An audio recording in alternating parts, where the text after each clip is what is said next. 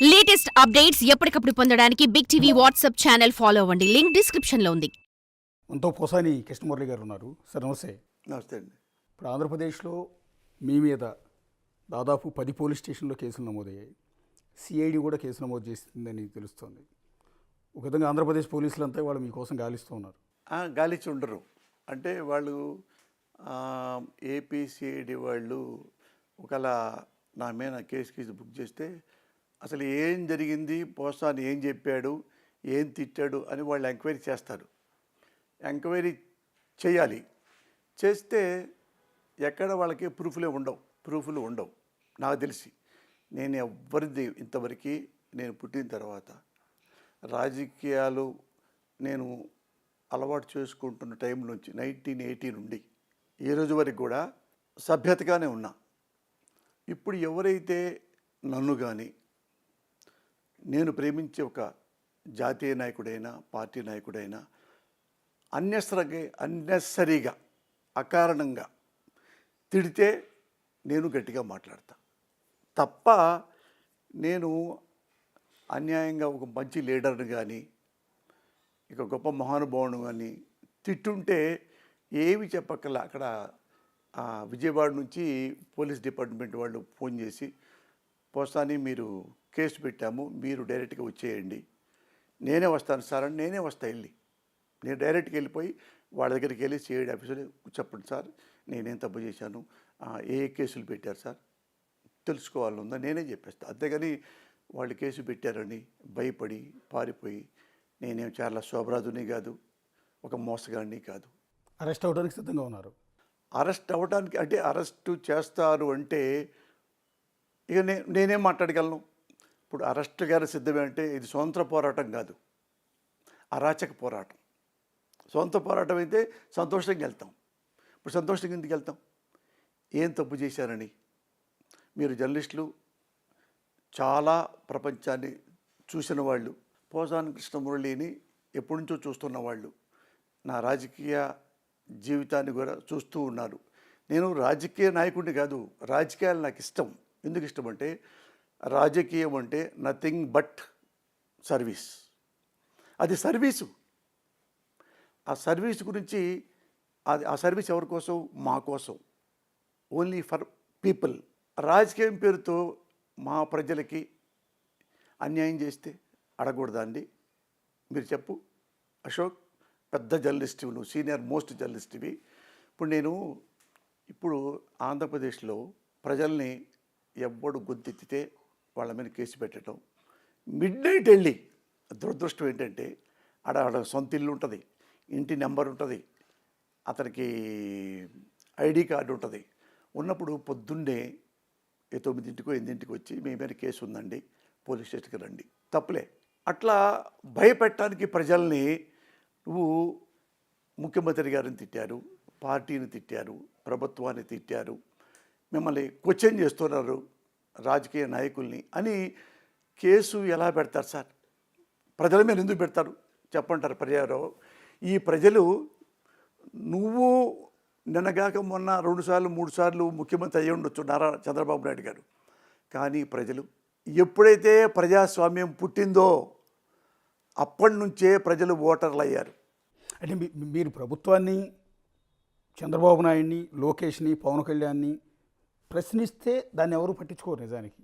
కానీ మీరు ప్రశ్నించే క్రమంలో బూతులు తిట్టారని కదా, వ్యక్తిగతమైన దోషంలోకి వెళ్ళారని కదా మీ మీద ఆరోపణ. కాదు అశోక్, వాళ్ళు పెడుతున్న కేసులు కూడా అదే కదా. కాదు అశోక్, నువ్వు కేసుల గురించి వెళ్ళొద్దు.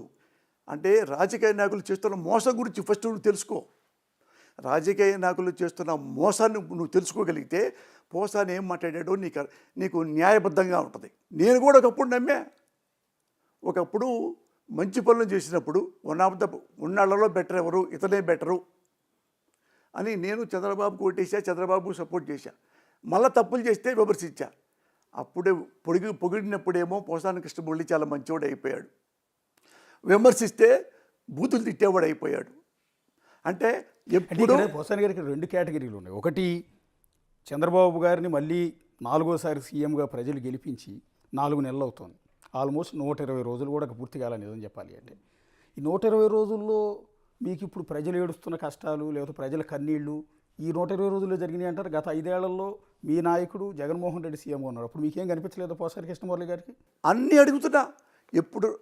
అప్పుడెప్పుడు వైఎస్ రాజశేఖర రెడ్డి గారు ఉన్నారు. ఫర్ ఎగ్జాంపుల్ రాజశేఖర రెడ్డి గారు కూడా నేను సపోర్ట్ చేశాను. ఉన్నాళ్ళలో ఎవరు ఓటర్గా ఫీల్ అవుతామని తప్ప నేను నాయకుడిగా ఫీల్ అవ్వను. నేను సామాజిక కార్యకర్తలాగా కాదు, ఒక ఓటర్లాగా, ఒక ప్రజల్లో ఒకటిగా నేను రాజశేఖర రెడ్డి గారిని అభినందించా కొన్నిట్లో. ఏది రైతు రుణమాఫీ, మళ్ళీ నేను ఆయన్ను విమర్శించా, ఒక పేజీలో రాశా. ఆయన కూడా చదువుకున్నాడు, నవ్వుకున్నాడు. మరి ఆయన్ని పొగిడినప్పుడేమో నవ్వుకున్నాడు, ఆయన విమర్శించినప్పుడు కూడా నవ్వుకున్నాడు. సేమ్ నువ్వు కూడా ఇన్ని వాగ్దానాలు చెప్పారు, నేను అభినందించా. మరి వాగ్దానాలు నెరవేర్చకుండా పారిపోయారు. ప్రజా జీవితం నుంచి దూరంగా వెళ్ళిపోయి జడ్ కేటగిరీ పెట్టుకొని నువ్వు ఆఫీసులో ఉంటున్నావు. ప్రజలు క్వశ్చన్ చేస్తే, ప్రజలు ధర్నా చేస్తే, ప్రజలు నిరసన వ్యక్తం చేస్తే లాఠీతో కొడుతున్నావు. అన్ని నువ్వు ఓటు వేయించుకొని ముఖ్యమంత్రి అయ్యి నువ్వు పెద్ద కార్లు పెట్టుకొని జడ్ కేటగిరీకి ప్రజల డబ్బులతో అన్నీ అనుభవిస్తూ ప్రజలు తిడితే జైల్లో పెడతావా? పోసాని కృష్ణమురళి పెడితే జైల్లో పెడతావా? నువ్వు అన్నీ తిట్టడం తప్పు కాదంటారు మీ ఉద్దేశం? ఏం తిట్టావు చెప్పండి, ఏం తిట్టా చెప్పండి, చెప్పమంటారా? ఏం తిట్టామో? ఇదే పోసాని కృష్ణమురళి, చెప్పండి. ఇదే పోసాని కృష్ణమురళి, ఇదే కదా మీ బాడీ లాంగ్వేజ్? చెప్పండి. ఇదే పోసాని కృష్ణమురళి, చెప్పండి. ఇదే కాలర్ని ఇట్లా ఎగరేసి మీ మేనరిజం చెప్తూ ఉన్నాం. ఇదే కాలర్ ఎగరేసి లం కొడక, లమిడి కొడక, నీ అమ్మ అక్క అని తిట్టలేదా? తిట్టా. ఎప్పుడు తిట్టాను? నన్ను తిడితే, నా కుటుంబాన్ని తిడితే. అంటే నా కుటుంబాన్ని లం డా అంటా నోరు మూసుకోవాలా?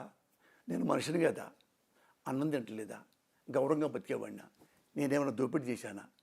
రాజకీయాల్లోకి చిరంజీవి వస్తే చిరంజీవి ఇంట్లో ఆడవాళ్ళని తిట్టారు. నేనా తిట్టింది? మీకు తెలుసు కదా ఎవరు తిట్టారు. అప్పుడు ఎవరి కోసం నేను తిట్టాను? నా భార్యను తిట్టిందనా, నా భార్యను తిట్టారనా, నా పిల్లల్ని తిట్టారనా, మా అమ్మని తిట్టారనా, నా కూతుర్ని తిట్టారనా? చిరంజీవి గారి ఇంట్లో చిరంజీవి గారు ఫోన్ చేశారు, నా ఇంట్లో ఆడవాళ్ళని తిట్టారా మురళి? నేను రాజకీయాలకు వస్తే ఎలాగేనా అంటే, నేను ఆయనకి సపోర్ట్గా ఉండి వాడికి బుద్ధి చెప్పి మళ్ళీ తిట్టకుండా చేశా. అప్పుడు నేను ప్రెస్ మీట్ పెట్టేటప్పుడు చిరంజీవి గారు ఏమన్నారు తెలుసా? ఇంట్లో ఉన్నప్పుడు, పోసారని నా గుండెల్లో ఉన్నాడురా. అదే చిరంజీవి పార్టీని అమ్ముకున్నప్పుడు నేను విమర్శిస్తే అదే పోసాని చిరంజీవి గారి కాళ్ళ కింద ఉన్నాడు, ఆయన చెప్పుల కింద ఉన్నాడు. అంత వైరుధ్యం! అసలు చిరంజీవి నాకు ఫోన్ చేస్తే నాకేం సంబంధం, పవన్ కళ్యాణ్ చేస్తుంటే నాకే సంబంధం అని నేను అనుకొని ఉంటే ఈరోజు నాకు ఈ కేసులు రావు. ఎందుకు వస్తాను? పిచ్చ నా కొడుకుని ఎందుకు వస్తాను? సినిమా వాళ్ళు, నేను సినిమా ఇండస్ట్రీలో ఉన్నా, చిరంజీవి గారు మంచోడు అని నేను అనుకున్నా, పవన్ కళ్యాణ్ జెంటిల్మన్ నేను అనుకున్నా. అన్యాయంగా ఇంటూ ఆడవాళ్ళు తిట్టడం ఏంటిరా, పవన్ కళ్యాణ్ భార్య తిట్టడం ఏంటి? పవన్ కళ్యాణ్ జీవితం వ్యక్తిగతం. ఆయన ఒక భార్య, 2 భార్య పక్కన పడాయి. ఏం తప్పు చేయలేదు కదా మీ ప్రజలకి, మీరు ఎందుకు అన్యాయంగా తిడతారు? ఇదే ఎప్పుడు వాళ్ళకి ఎన్నోసార్లు అండగా నిలబడ్డా. 2 సార్లు ఇద్దరికి నేను క్వశ్చన్ చేస్తే మిమ్మల్ని అట్టు అనుకున్నాను, ఇటు అనుకోలేదే, ఎందుకు ఇలా ద్వంద్వైఖరి ఎందుకు? పవన్ కళ్యాణ్ ఓయ్ కూడా అన్నా నేను. చూడండి, ఆ క్లిప్పింగ్స్ ఉంటాయి మీ దగ్గర. For more videos like this, subscribe Big TV channel.